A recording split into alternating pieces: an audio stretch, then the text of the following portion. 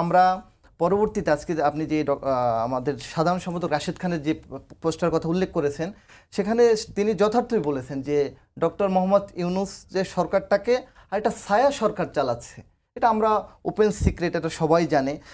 আপনারা যদি লক্ষ্য করেন যে নাহিদ ইসলাম আজকে যে কথাগুলো বলেছেন যে নির্বাচনের আগে সংস্কার এবং বিচার, এগুলো কিন্তু আমাদেরও কথা, কিন্তু নাহিদ ইসলামকে আমরা দুইভাবে বিভক্তি যদি করি, সরকারের নাহিদ ইসলাম এবং এনসিপির আহ্বায়ক হিসেবে নাহিদ ইসলাম।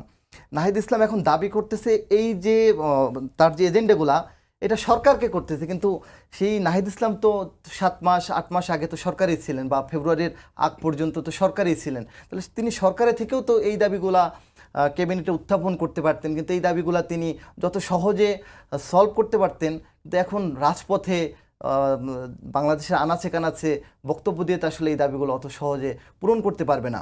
নাহিদ ইসলামের দাবিগুলো যৌক্তিক, কিন্তু নাহিদ ইসলাম তার জায়গা থেকে সেই সরকারে থাকা অবস্থায় এগুলা পূরণ করতে তিনি পারতেন।